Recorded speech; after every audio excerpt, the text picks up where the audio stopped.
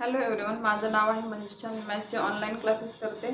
Class join करायचा असेल तर मला कॉल किंवा मेसेज करू शकता. तर मागच्या क्लासमध्ये आपण पाहिलं होतं क्लोजर प्रॉपर्टीज पाहिलं होतं. तर या क्लासमध्ये आपण commutative properties of the rational numbers पाहणार आहोत. क्लास 8चा चॅप्टर आहे. चॅप्टर फर्स्ट रॅशनल नंबर्स हा स्टार्ट केलेला आहे आपण. तर इंट्रोडक्शन पार्ट कव्हर झालेला आहे आणि क्लोजर प्रॉपर्टी पण कव्हर झाले. तर या क्लासमध्ये कम्युटेटिव्ह प्रॉपर्टी आपण पाहणार होतो. कम्युटेटिव्ह प्रॉपर्टीज म्हणजे काय? जर कोणतेही दोन नंबर ॲड केले, राईट साईडला आणि लेफ्ट साईडला दोन्ही साईडला ॲड केले, तर दोन्ही साईडचा आन्सर आपल्याला सेम आला पाहिजे. आपण 7th क्लासमध्ये पाहिलेलं आहे इंटिजर नंबरसाठी दोन नंबर ॲड केले, दोन्ही साईडचं आन्सर सेम आलं. इंटिजर नंबरसाठी पाहिलं तर फॉर एक्झाम्पल दिल्यावर तुम्हाला समजेल की ॲक्च्युअल कम्युटेटिव्ह प्रॉपर्टी म्हणजे काय.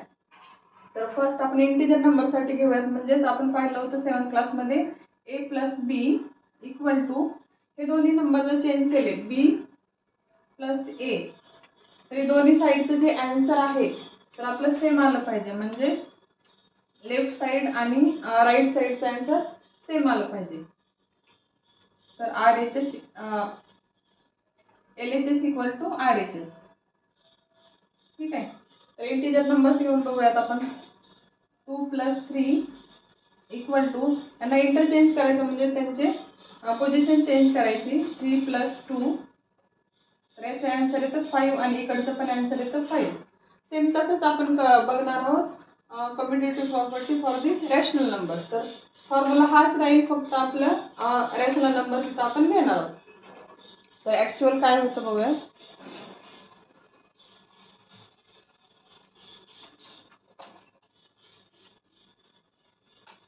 तर commutative for the addition he applicable आहे का कम्युटेटिव्ह प्रॉपर्टीमध्ये दोन रॅशनल नंबरसाठी.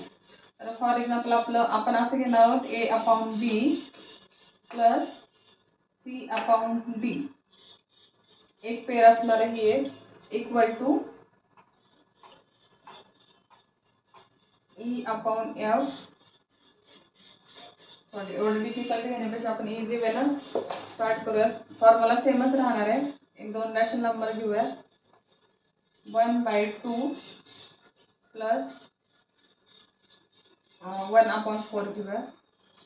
1/4 इक्वल टू, तर हे दोन जे नंबर आहेत ते इंटरचेंज म्हणजे त्यांचे पोझिशन चेंज करून लिहायचं आहे. 1/4 प्लस 1/2. तर हे सॉल्व केले तर त्यांचं आन्सर दोन्ही साईडचं सेमच यायला पाहिजे. तर 4 × 1 4, 2 × 1 2 अपॉन दोन्हीचं मल्टिप्लिकेशन 4 × 2 8 इक्वल टू 2 × 1 2 प्लस 4 × 1 4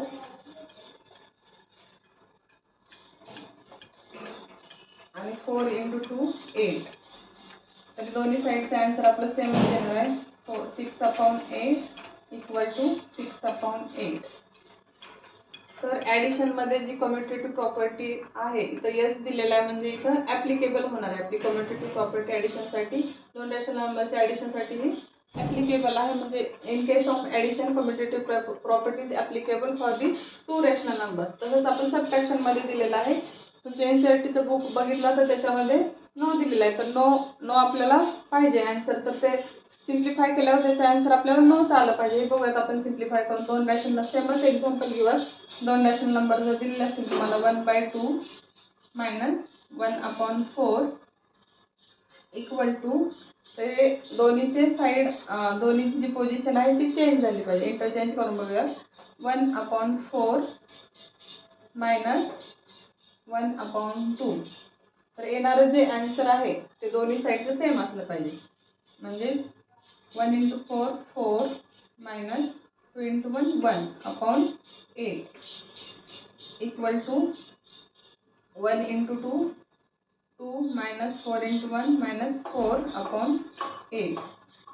तर आपला आन्सर येतं 4 - 1 3/8 इक्वल टू 2 - 4 - 2/8. तर दोन्ही साईडचं आन्सर आपलं सेम नाही आहे, म्हणजे वेगवेगळा आन्सर आहे. म्हणजे इथं सबट्रॅक्शनमध्ये commutative property for two rational number is not applicable, म्हणजे ते आन्सर आपल्याला दिलं होतं नो, तर आपला आन्सर आलेला आहे नो. तर दोन्ही साईडचे जे आन्सर आहेत ते वेगळे आहेत. तसंच आपण मल्टिप्लिकेशनसाठी पाहूयात. सपोज 1/2 इंटू 1/4 इक्वल टू, तर आपण त्या साईड चेंज करायच्यात. 1/4 इंटू 1/2. तर दोन्ही आन्सर काय येतात आपण बघूया, सॉल्व करूया त्यांना. तर 1 into 1 1 and 2 into 4 8. 1 into 1 1, 2 into 4 8. तर या कंडिशनमध्ये या केसमध्ये मल्टिप्लिकेशनच्या केसमध्ये जी कम्युटेटिव्ह प्रॉपर्टी आहे दोन रॅशनल नंबरसाठी तर ती ॲप्लिकेबल आहे मल्टिप्लिकेशनमध्ये. तर इथे आन्सर दिला आपल्याला यस. तर इथे आपली प्रॉपर्टी जी आहे ती लागू होते, म्हणजेच ॲप्लिकेबल आहे. तसं डिव्हिजनमध्ये commutative property for the rational number होते का आपण पाहूयात. तर डिव्हिजनसाठी पण सेमच एक्झाम्पल घेऊयात आपण.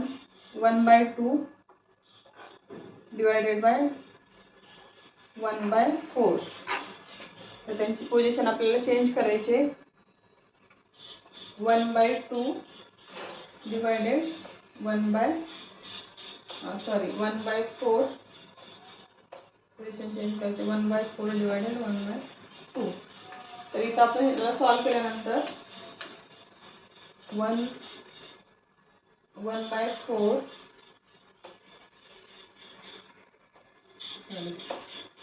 हे जर सॉल्व केलं एक्झाम्पल, तर याचा रेसिप्रोकल घ्यायचा सेकंड नंबरचा 1/2 इंटू, तर आपली पोझिशन जी आहे नंबरची तर चेंज होईल रेसिप्रोकल घेतल्यानंतर. रेसिप्रोकल म्हणजे काय, 4/1 इक्वल टू 1/4 इंटू होईल इथं आणि 2/1. इथं सॉल्व केल्यावर दोन्ही साईड सेम यायला पाहिजे. नाही आल्या तर आपल्या डिव्हिजनमध्ये आन्सर करेक्ट आहे, म्हणजे नो असलं पाहिजे रॅशनल नंबर्समध्ये. तर आपली जी कम्युटेटिव्ह प्रॉपर्टी आहे डिव्हिजनमध्ये ॲप्लिकेबल होत नाही.